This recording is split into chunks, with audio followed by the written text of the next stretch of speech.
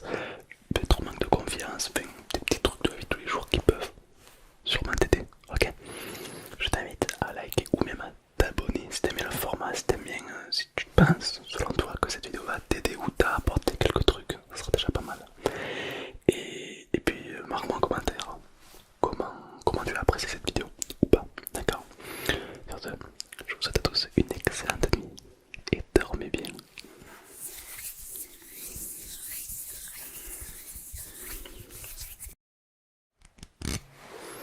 Alors, pour commencer, qu'est-ce que l'anxiété sociale?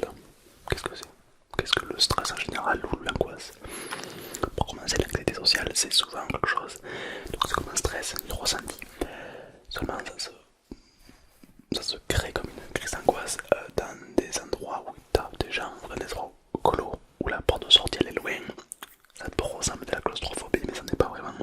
Dans les endroits où il y a beaucoup de foule, beaucoup de gens. Seulement, la vie fait que des fois tu dois être confronté à des gens, hein, des fois tu dois sortir, etc. Et du coup tu es confronté à ce stress, au travail, à l'école, etc. Et du coup ça nuit un petit peu sur ta santé, ça nuit sur beaucoup de choses au final. Okay. Aujourd'hui on va apprendre un petit peu à comment le stopper, comment le ralentir. Okay. Tu verras, c'est très simple.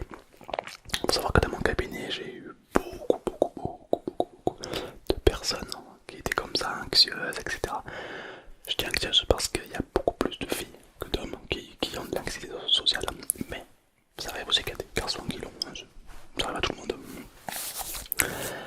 Alors, tout d'abord, imagine qu'on a tous une zone de confort. Genre dans ton lit, le soir ou sur ton canapé, fait, tu as un endroit où tu es bien. Ça c'est ta zone de confort, ok? Il y a beaucoup de personnes qui font l'erreur de rester dans leur zone de confort, de la facilité. C'est-à-dire que si tu restes toute ta journée dans ta chambre, tu vas te dire ouais mais je suis bien, je suis dans ma zone de confort, ça va mieux. Non, en fait en réalité tu te détruis en restant dans ta zone de confort. Car en soi oui tu es bien, mais le jour où tu vas sortir de ta zone de confort, le monde va te paraître plus dur, ça va être plus dur d'affronter ce qu'autrefois tu avais un peu plus de facilité. Et tu vas pas savoir vraiment pourquoi. Tu vas croire que ta maladie s'est aggravée. C'est pas une maladie, mais t'as compris que ton stress s'est aggravé. Alors que non, il y a un petit paramètre que l'on ne prend pas en compte. Là, c'est ta zone de confort. Et toi, t'es dedans. En fait, le monde va très vite. La vie bouge vite. Du coup, en fait, sans que tu le remarques, ta zone de confort, elle réduit. Elle réduit. Et du coup, forcément, quand tu sors, t'es un peu plus confronté à l'inconfort. C'est un petit peu comme le jour où tu passes le permis de conduire. Au début, quand tu passes le permis, t'as le stress, t'as le code, t'as le stress d'échouer, le code, le stress de conduire pour la première fois, enfin bref, t'es vraiment hors de ta zone de confort, tu vois, c'est pas agréable. Jamais personne a un super moment du jour où il a passé le permis, tu vois, ça a toujours été un moment très stressant. Et le jour où t'as le permis, du coup t'as agrandi ta zone de confort. Et ouais, t'as plus de liberté, t'as plus de contrôle sur la vie. T'as agrandi ta zone de confort. Là c'est pareil. L'idée, ça va être de pas rester dans ta zone de confort, mais de l'agrandir. Ok. Car si tu restes, le monde va se rétrécir sur toi et tu vas être très coincé. Prenons l'exemple de quelqu'un qui fait de l'anxiété sociale. Quelqu'un qui va avoir des crises d'angoisse, qui va stresser. Alors c'est très courant et beaucoup de gens l'ont. Surtout si t'es dans ce cas, crois-moi, t'es pas la seule ou t'es pas le seul, hein, t'inquiète. Admettons au début, aller à l'école c'est compliqué parce que t'as les camarades, c'est pas ton univers, donc t'es un petit peu stressé, c'est vraiment pas ton truc. Il y a 2 semaines de vacances, tu es bien pendant ces 2 semaines. Seulement, à la reprise, c'est beaucoup plus dur d'y aller, plus que avant quand tu y allais. Pourquoi? Parce qu'en fait ta zone de confort s'est réduite, parce que tu n'y allais plus, du coup elle s'est réduite. Ok, si bien que si tu restes toute ta vie dans la zone de confort, ça sera même dur d'aller faire les courses, ça sera même dur d'aller chercher ton courrier à la boîte aux lettres. Parce que plus tu restes dans ta zone, et plus en fait, t'es pris au piège.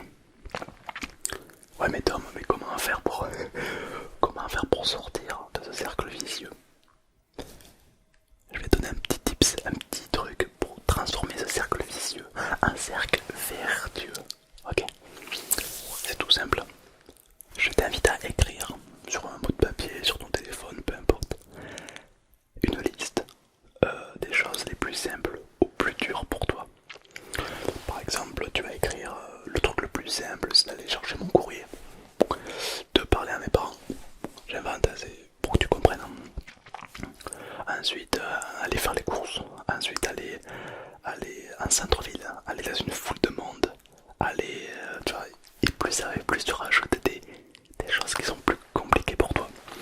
Je ne peux pas le citer à ta place parce qu'on a tous des perceptions différentes de la difficulté. Donc je t'invite à faire ça. Et du coup, ton but, le but du jeu, c'est que tu arrives à la fin de la feuille. Hein. Et du coup, étape par étape, tu réalises tout.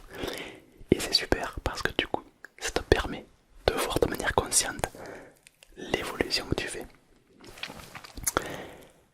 Je t'invite également à avoir un bullet journal. C'est le fait de tout marquer sur un carnet, tout ce que tu fais. Ça te permet d'avoir un historique de ta vie. Comme tu le sais, on a des piliers cognitifs du cerveau.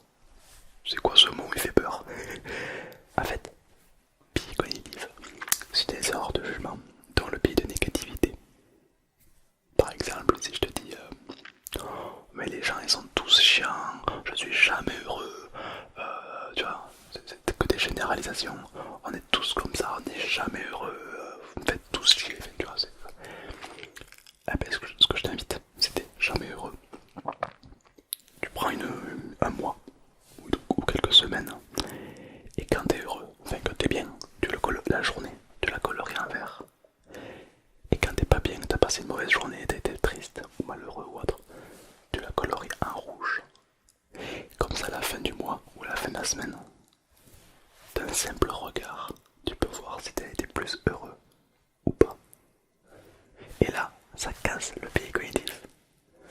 En fait, j'ai pas été si malheureux que ça en fait, tu vois.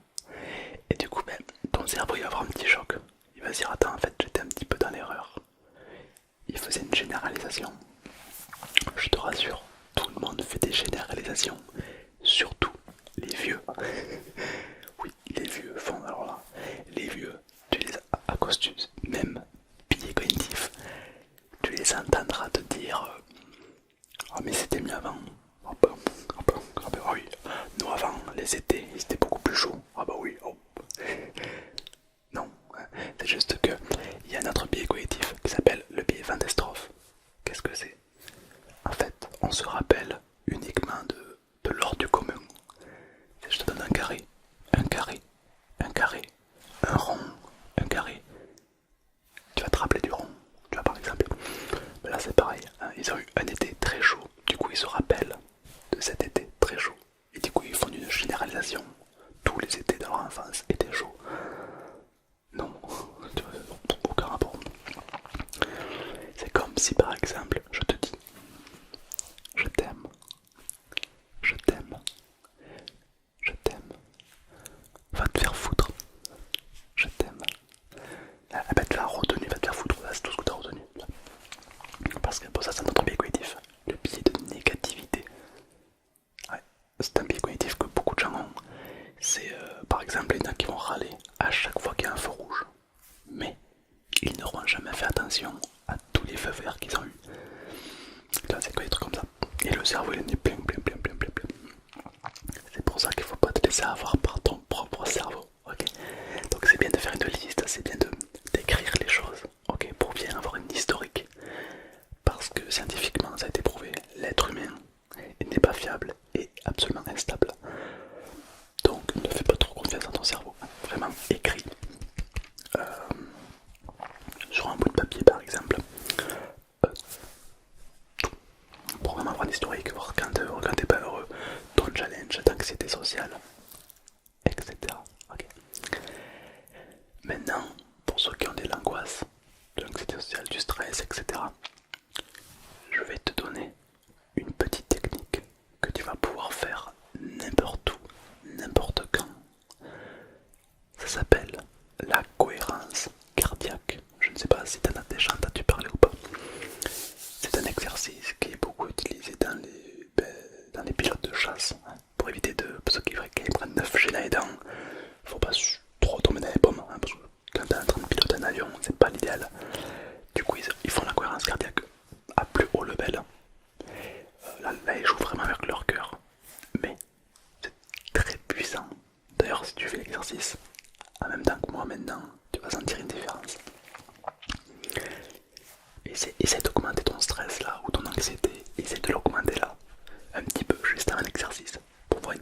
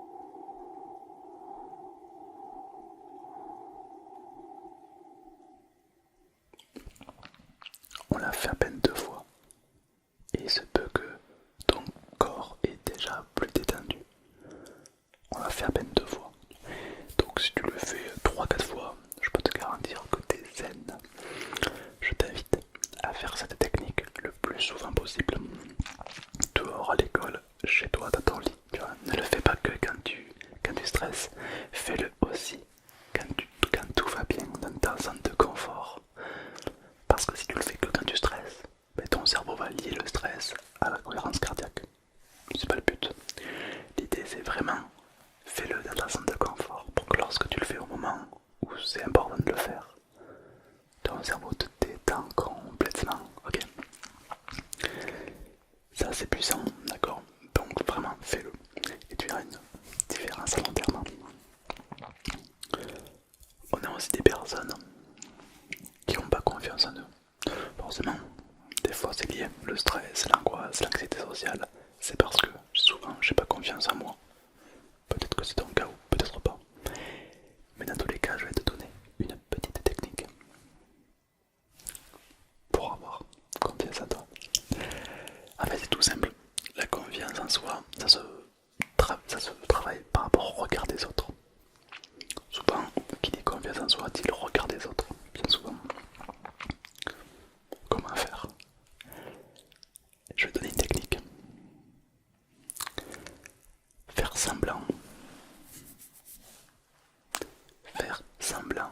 Si moi je sors dehors et que je fais semblant d'être fou, je crie partout, je suis bizarre, les gens vont vraiment croire que je suis fou, tu vois, et du coup ils vont réagir en fonction.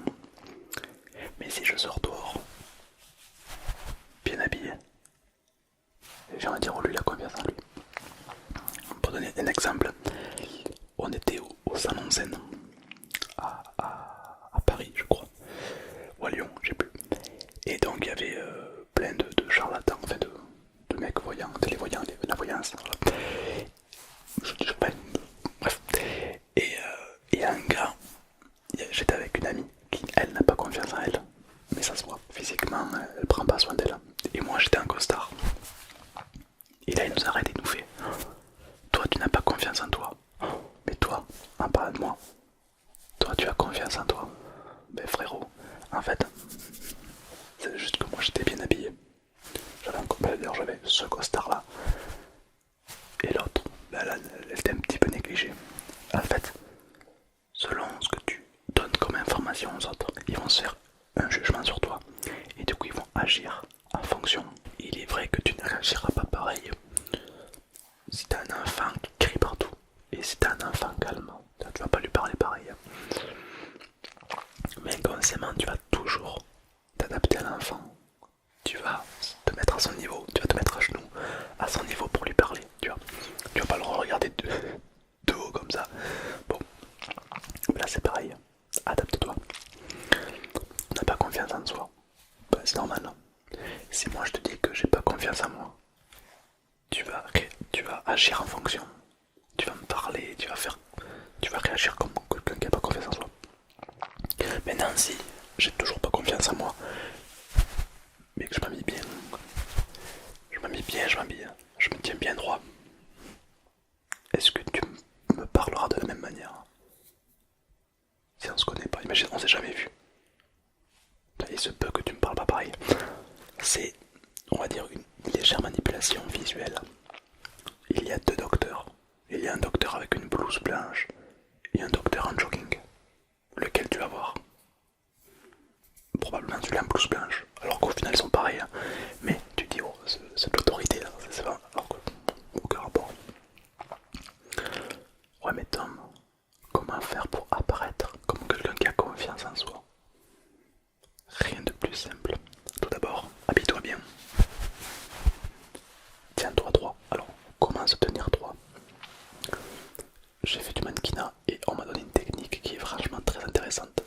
T'imagines que tu es un pantin, une marionnette, et que tu as un fil qui est accroché à la tête, au sommet de la tête, et tu tires sur le fil, et tu vas te mettre droit automatiquement, c'est magique. Et voilà, tu es droit, tu es bien habillé. Et ensuite on a le paraverbal. Quelqu'un qui parle toujours comme ça, et puis au final, voilà, il marche un petit peu ses mots. C'est compliqué. Maintenant, si je te parle tranquillement, eh ben il est vrai que on dirait que j'ai beaucoup plus confiance en moi, n'est-ce pas? Et pour les plus courageux, alors ça c'est une étape au-delà, hein, parce que là au début c'était vraiment confiance en toi. Si tu fais ça, c'est super. Pour ceux qui ont déjà une étape un peu plus développée, regardez quelqu'un pendant 5 secondes dans les yeux. C'est pas facile, mais quand tu y arrives, ça te donne une espèce d'autorité. Si tu me poses une question et que moi je mets 5 secondes avant de t'y répondre en te regardant dans les yeux, ah ouais, là ça fait confiance en soi. Si tu me dis par exemple, admettons, Tom, tu étais où hier soir?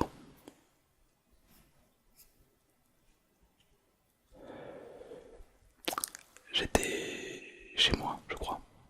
Tu vois, ça te... Tu vas pas répondre de suite, regarder dans les yeux.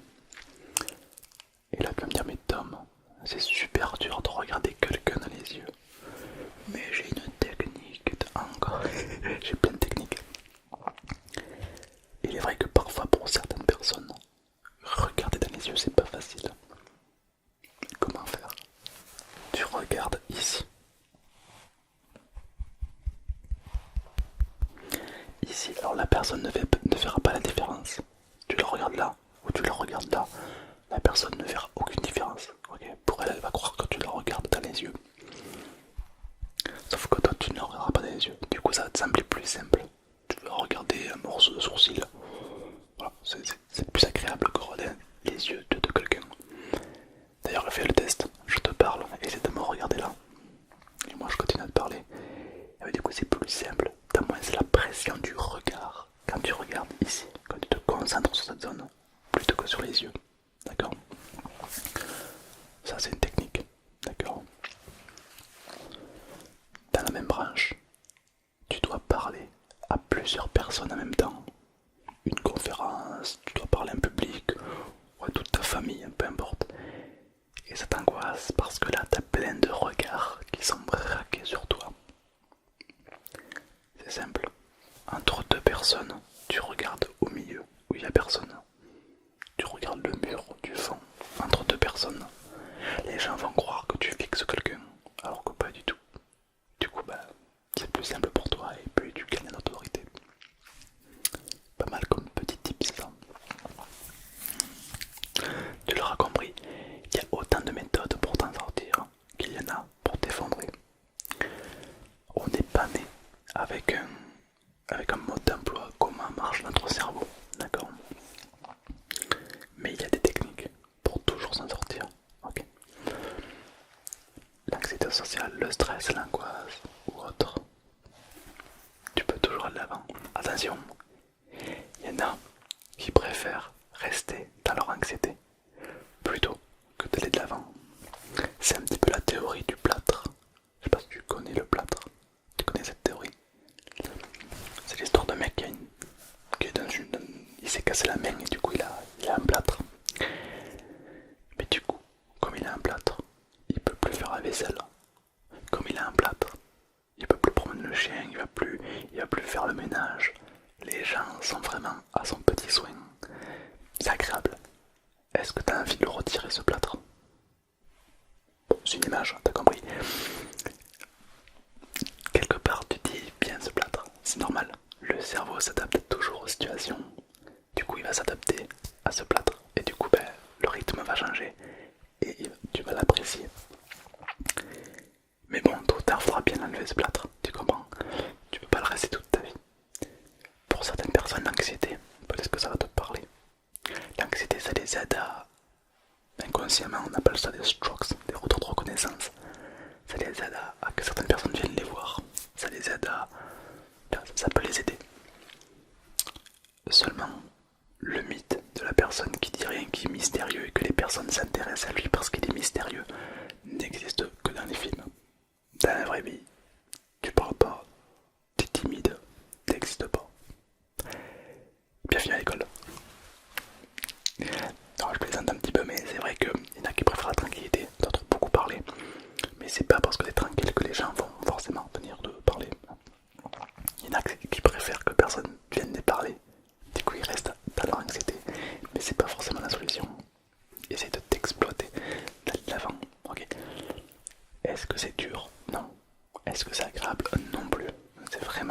agréable de sortir de sa zone de confort. Mais c'est pas impossible, ok? Et je suis sûr que toi tu peux y arriver. Mais comment faire? On a tous des outils différents. Ferme les yeux quelques secondes. Ferme les yeux et imagine que je suis devant toi et qu'à côté de moi il y a que des gens que tu aimes. Peut-être ta famille, peut-être des amis. Imagine que je leur pose une question aux gens que tu aimes. Je leur dis quelles sont ses plus belles qualités en parlant de toi. Qu'est-ce qu'ils vont me répondre à ton avis? Concentre-toi bien, visualise bien les gens, je leur pose cette question. Quelles sont tes plus belles qualités?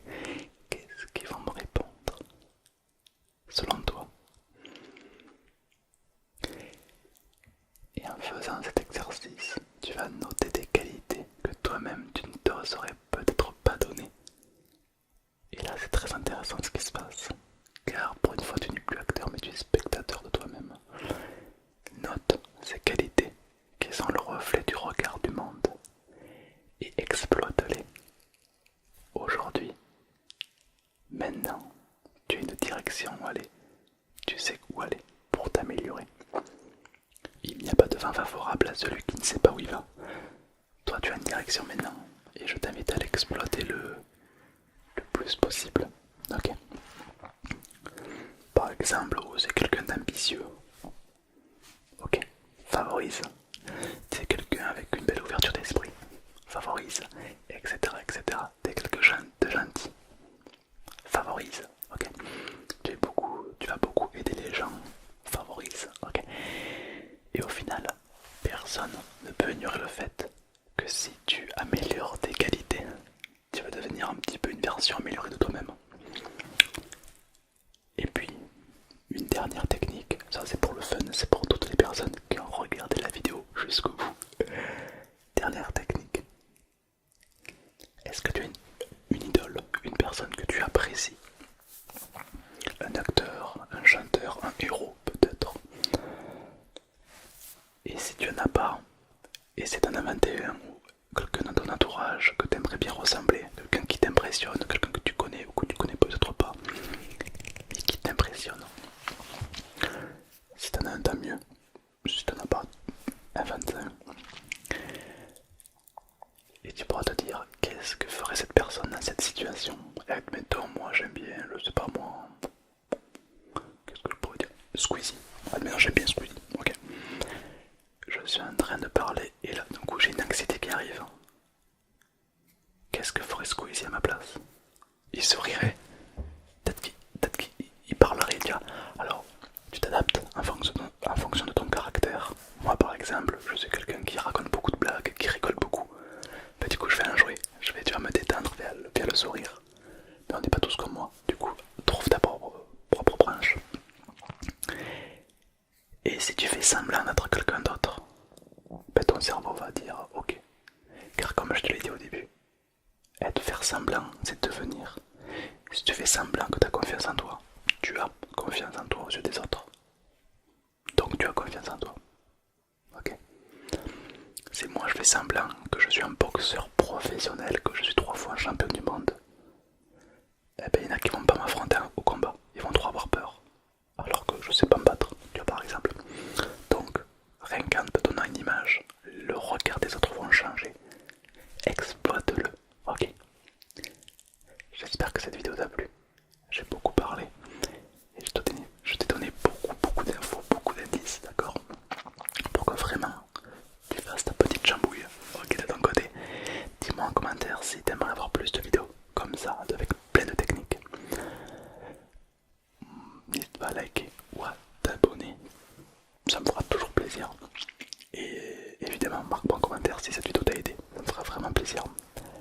Sur ce, je t'invite à cliquer sur une des autres vidéos qui arrivent.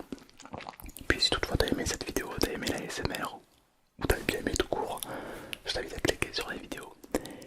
Et moi, évidemment, je te souhaite une excellente nuit. Dors bien et n'oublie pas que t'es le meilleur, que t'es la meilleure, ok? Et malgré tous tes efforts et tout ce que tu fais, crois-moi, t'es bien au-dessus de la moyenne. bisous à toi.